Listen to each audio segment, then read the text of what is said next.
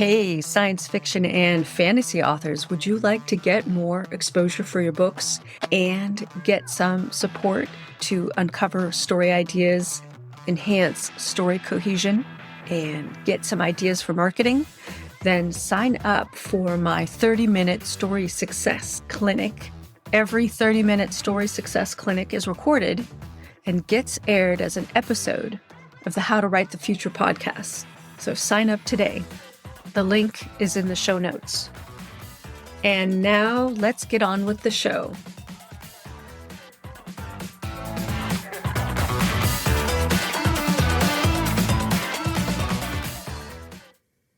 Hi, everyone. Welcome to How to Write the Future podcast. I'm Beth Barany, your host. This podcast offers fiction writing tips for science fiction and fantasy writers who want to create optimistic stories, because when we vision what is possible, we help make it so.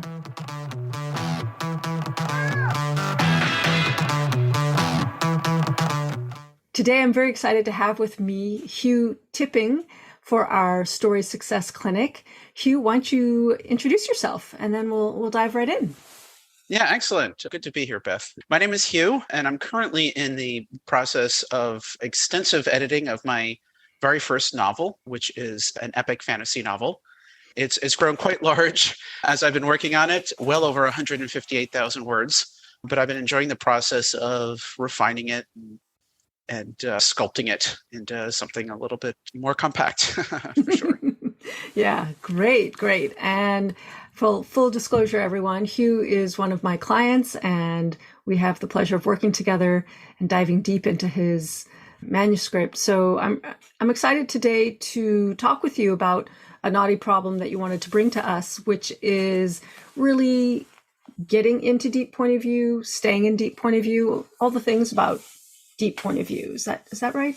Yeah, that's it. Yeah, Okay. that's been one of my bigger challenges in really refining this novel. Great. Tell me a little bit about what's challenging about getting into point of view for your main character. Yeah, the deep point of view. Actually, let me start with why I decided to go with deep point of view in the first place.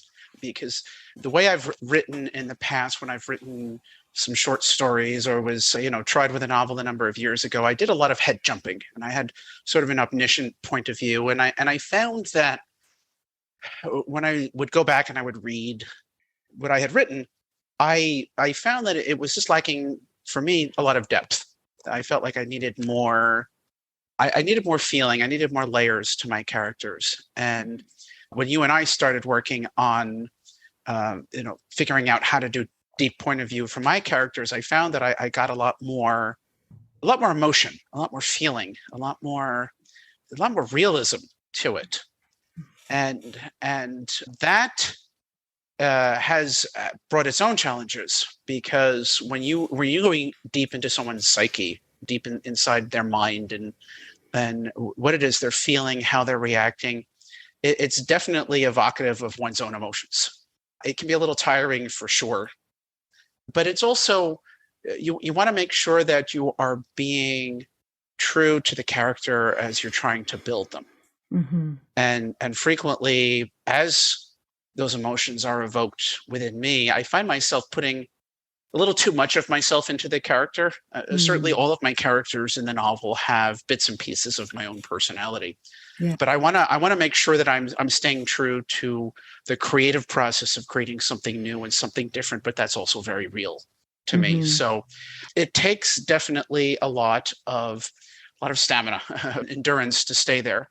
Yeah. And also, because I'm doing things deep POV for several of my characters, from scene to scene or chapter to chapter, I find myself having to really adjust, making sure that I don't have any kind of attention residue left over from the previous character that I was working on. So it's not just getting into deep point of view, it's also making sure each point of view is distinct and has its own strong perspective, and they don't sound too similar.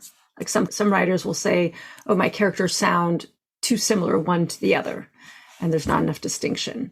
Would you say that's another challenge, or that's part of this deep point of view challenge?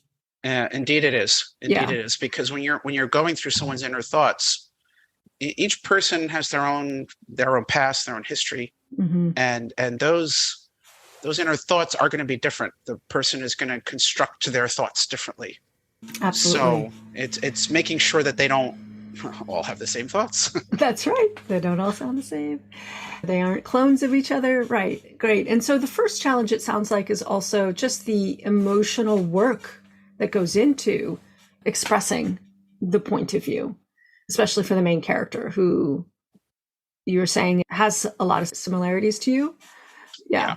And would you say that the challenge there is also like, how do you draw up a character that originally starts out as very much like an extension of self, but then you're like, oh, I want to make this character different. How do I do that? I'm wondering if it's like, how do I not be so drained emotionally by the work of creating this character and writing him? And, because I know you're in the editing phase, Yes. bringing out the edits, polishing, editing, cutting, revising, rewriting, all the things. All of it. Yeah. And then some. And then so, yeah. Yeah. Cool. So, um, so I'm going to offer some suggestions, and you can tell me how they land. And also those listening in podcast land, you can try these on for size and see if they work for you. This is all a big experiment. Being an artist is about experimenting, in my opinion. So you and I know in the past have talked about creating anchors, like having a physical thing that represents either the writing space, but in this case, I'm wondering if there's a physical object or a picture that might represent the character that allows you to definitely distinguish it as other, right? It exists here outside of you as an image or as an object or I'm just spitballing here, but a symbol even.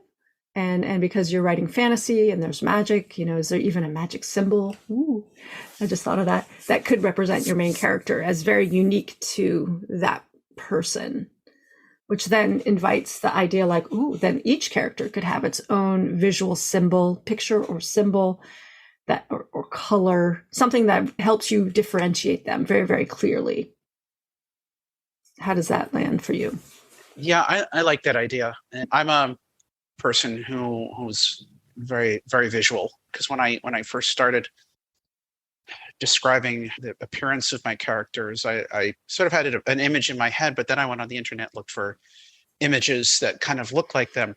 However, to think about besides what they look like, stuff that they have, I kind of like that idea. If I could either have a picture of something or draw something or print it out and have it right there in front of me as I'm having the character think or react, that actually, yeah, I like that idea. That could really add some more depth, because it connects me to what the character is connected to.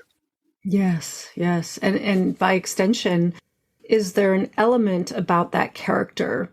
A lot of character sketches, we suggest you pick an adjective for your character. And in our training, we also suggest you pick a verb.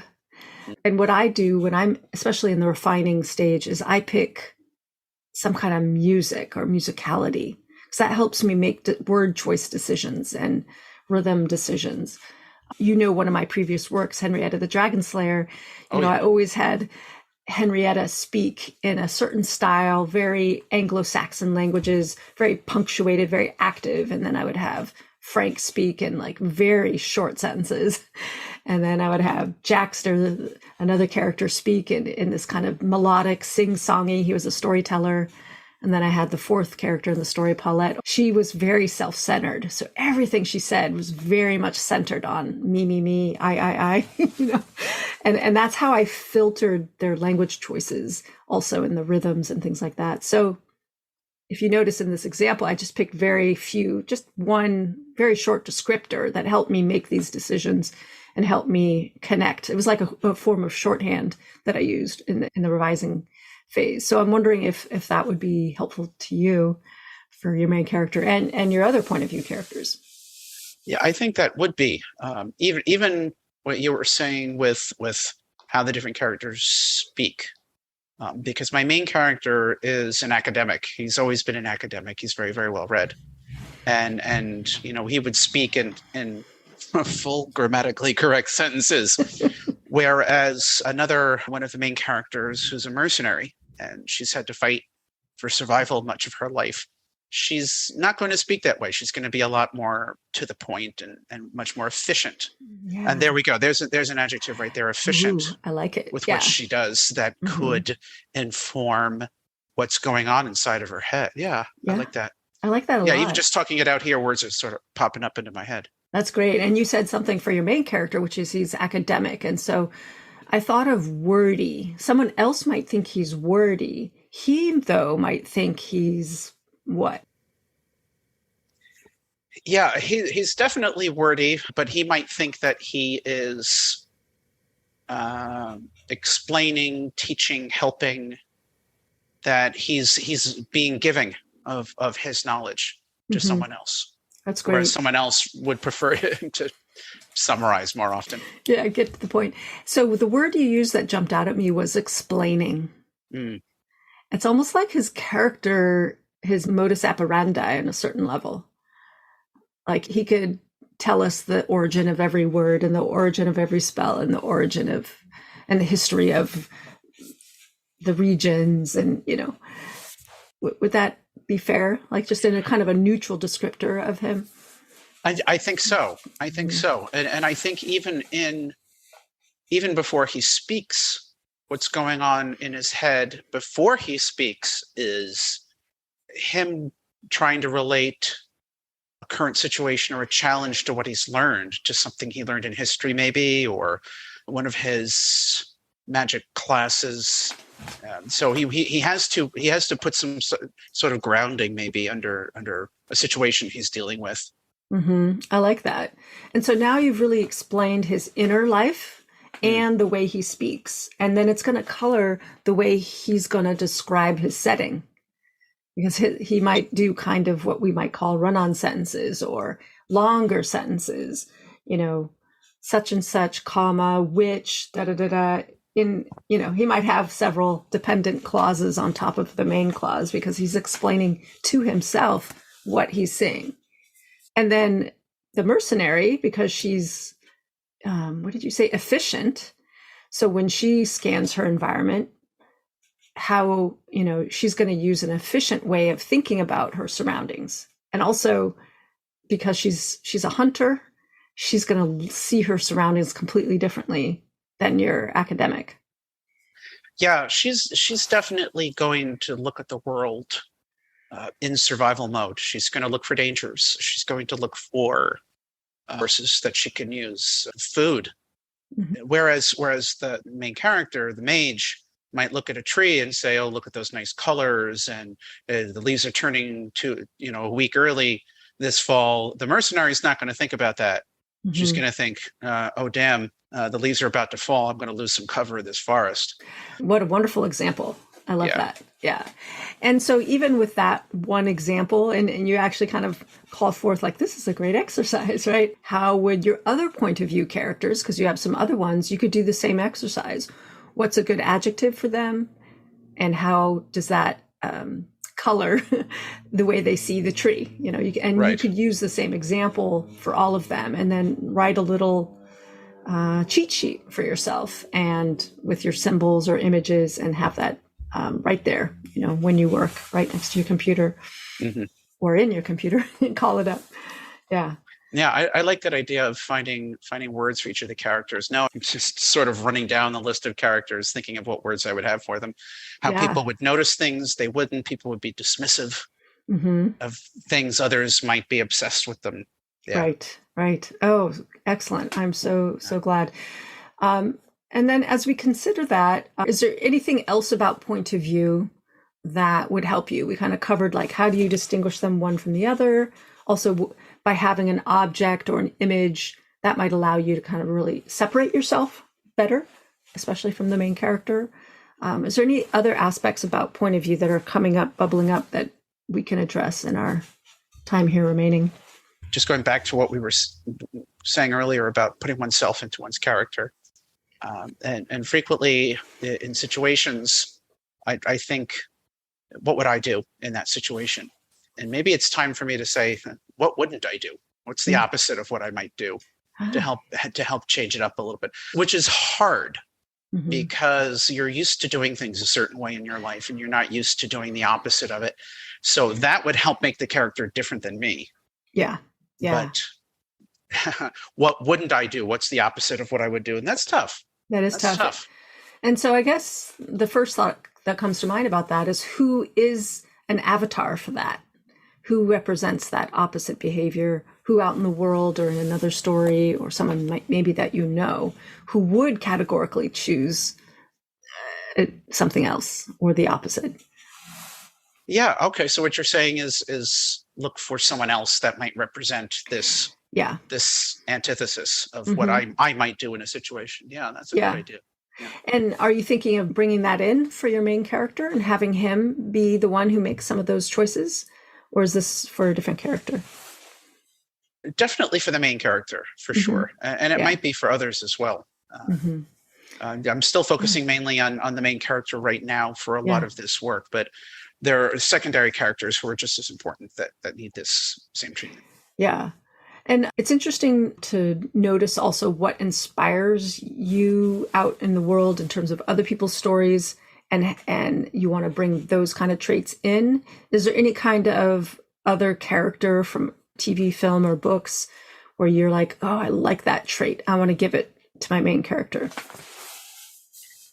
Well, I'm thinking of some characters from.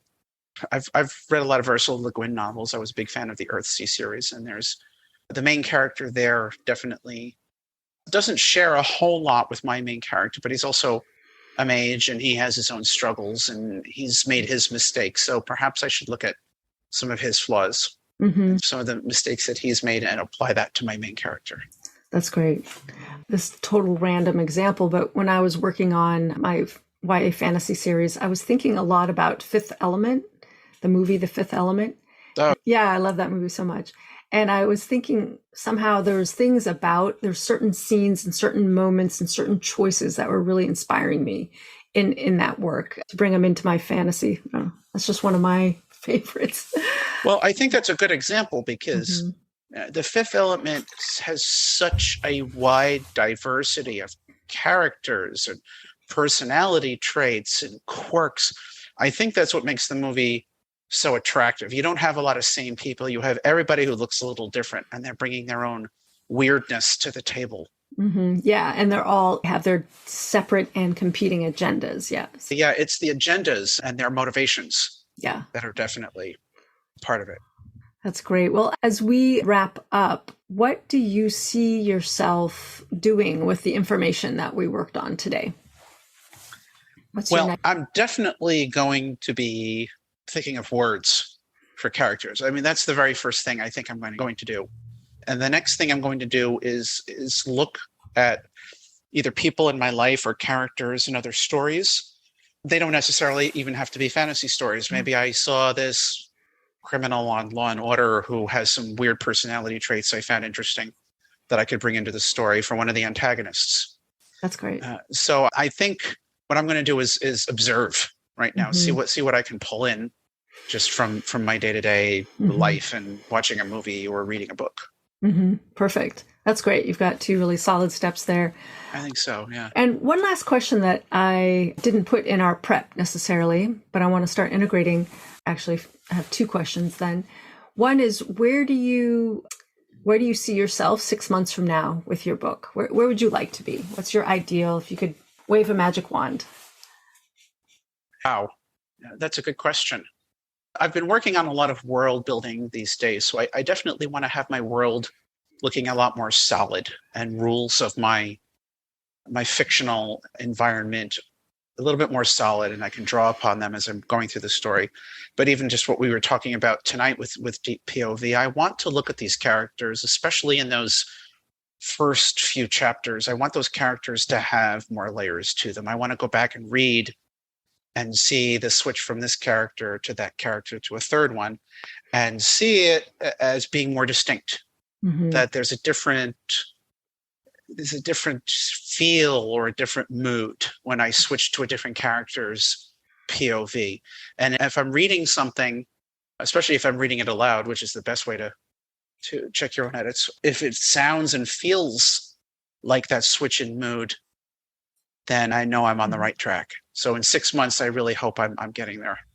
That's great. And I love that we brought up Fifth Element for you to even remind yourself of like, ooh, how much you notice that and how much you want that. So I'm going to go watch that movie again. Oh, good. For sure. I might do the same. Yeah, figure out what it is that's really working about that movie. That's wonderful. So my final question for you before I have you share with the audience about how they can find you is about the future. Since this is called How to Write the Future, in what way do you feel your story and your lends to a new vision or new version of our future and the future of the readers? Oh, wow. That's a tough one. Not to put you on the spot or anything. Not at all. I mean, my novel takes place in a medieval environment that would be very much like our world's past.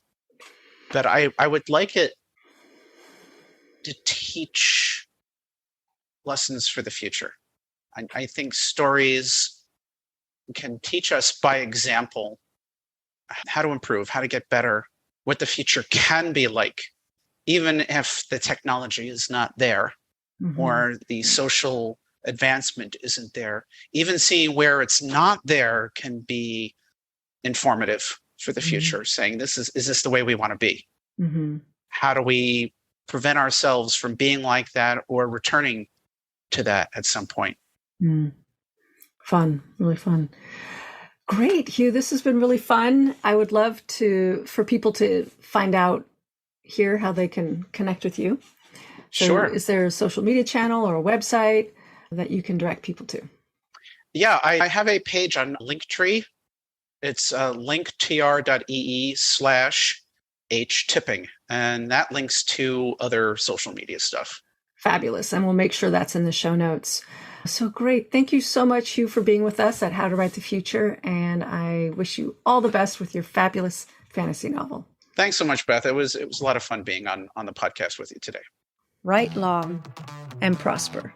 Science fiction and fantasy authors, sign up for your 30-minute story success clinic and get more exposure for your books.